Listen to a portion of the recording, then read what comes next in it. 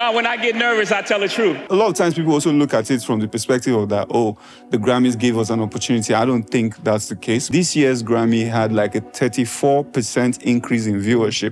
Afrobeats has taken a place on the table. Honestly speaking, I can't really say, okay, this is the reason why Shakti won.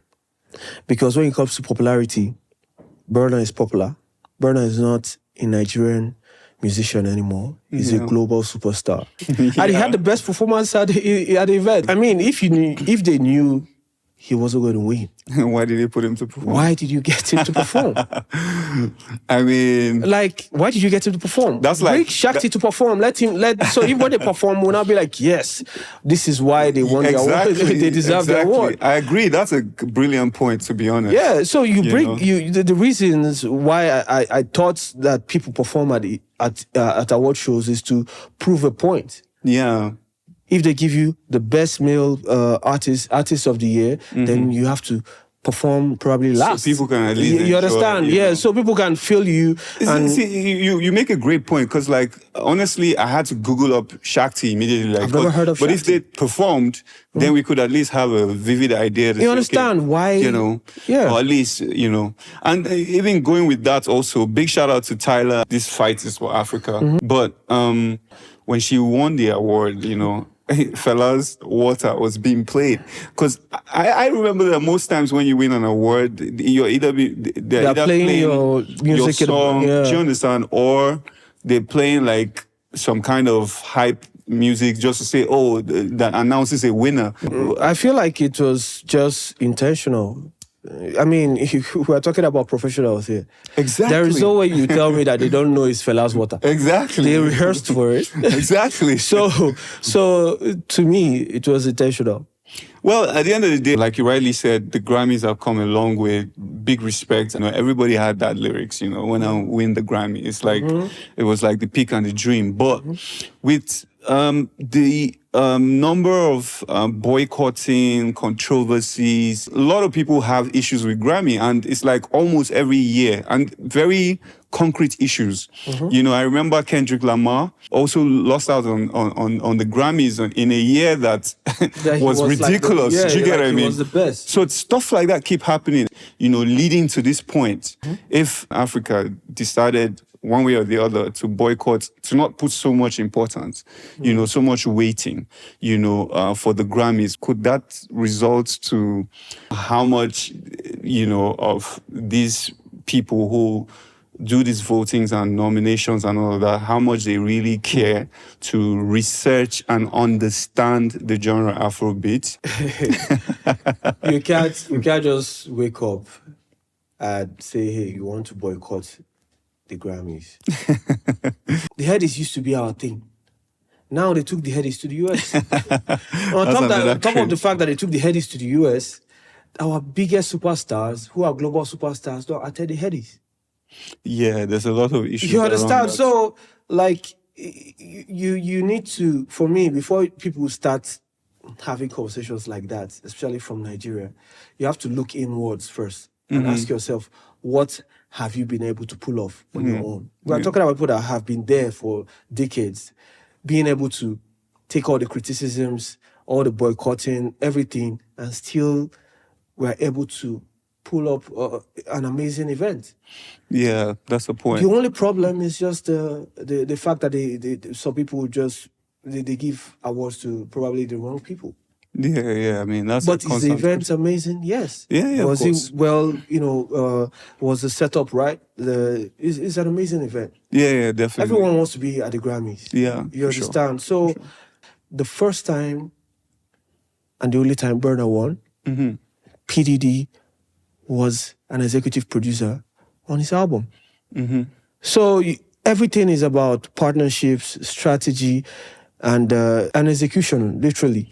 Being the best is not enough for you to get to where you need to get to. Yeah. You understand? Yeah, it's like an artist who can actually sing without a major record deal. How many artists did you see at the Grammys without a major record deal? You can't just wake up and become that guy. To get to the level where you say, okay, we want to create our own Grammys. The question is, what kind of society do we have? What kind of society do we have? What we are complaining over there is going to be worse if we try to do that here. We had headies where Olamide and Don Jazzy had a fallout on stage. Yeah. It was about this record label over this record label. We are the powerful record label, so it's our own people that need to. You understand? We are seeing these things, even in our little headies. You understand? So, most importantly, mindset, discipline, approach. And we have to be transparent. Yeah. So if we can apply that to, first of all, our daily activities and see things for what they are without sentiments or anything, then we can now say, okay, fine, let us create Grammys. Our own kind of Grammys. You understand? But in a society that is like this, you can't even be talking about that. A society that someone wakes up, we're always having an event in Lagos, and decides to take the event to the US. For what? But do you know the funniest part? I feel like I have an idea why they actually took it. Why? The same reason why companies are leaving the country. You have done events before. Yeah. What are the challenges you faced?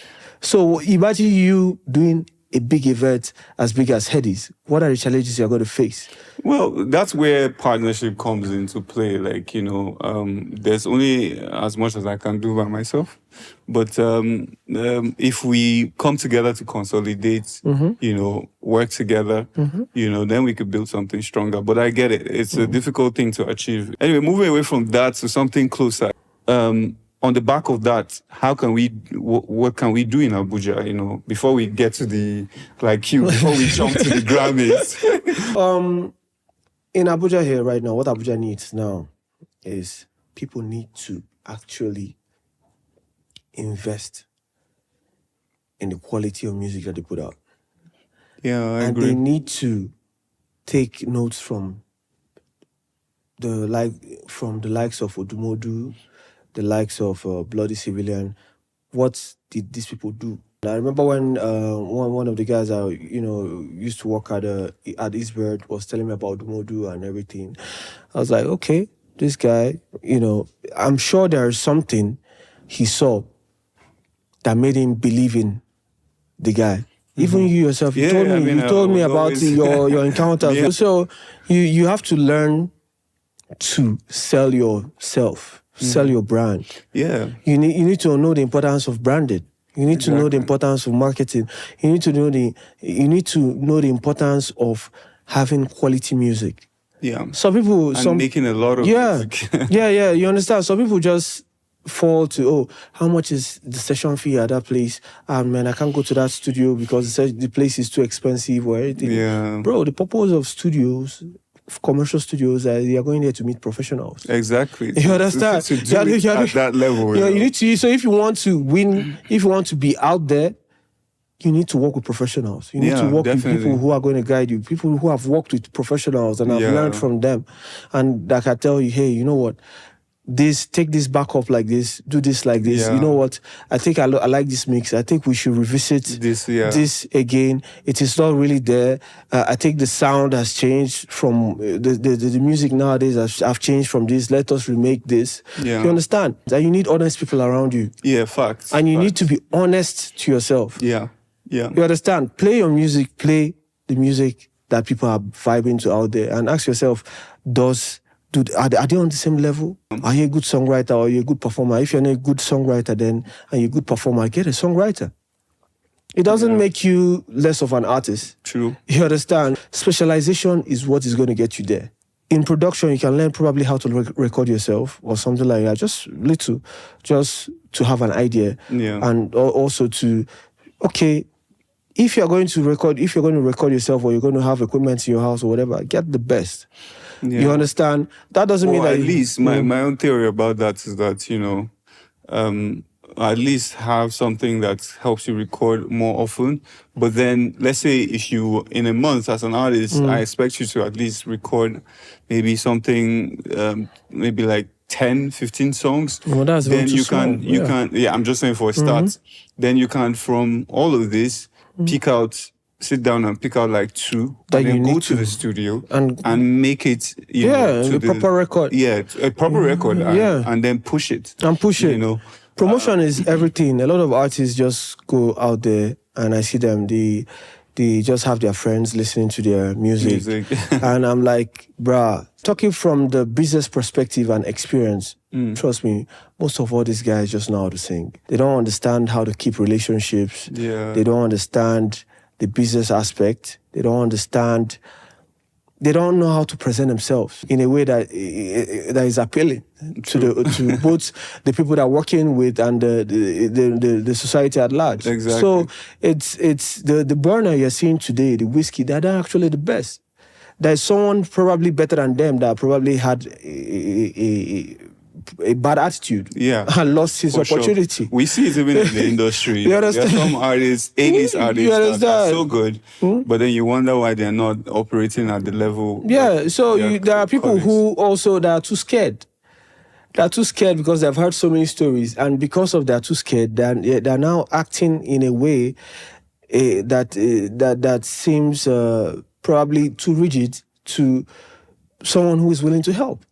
Makes a lot of sense. You understand? So it's like oh, your ex broke your heart, or you had this person's ex broke his heart. And now so you encounter someone you give up on life. That's crazy. You understand? It's just a simple. That's how it is. So you have to be smart enough to know who to sacrifice for, and who to actually try to be, rigid with when it comes to how you do business. But most importantly, for artists in Abuja, it is high time.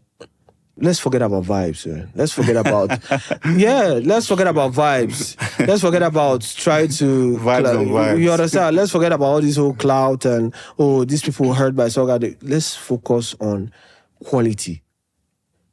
Abuja has the highest number of quality music producers in Nigeria, as far as I'm concerned. That's interesting.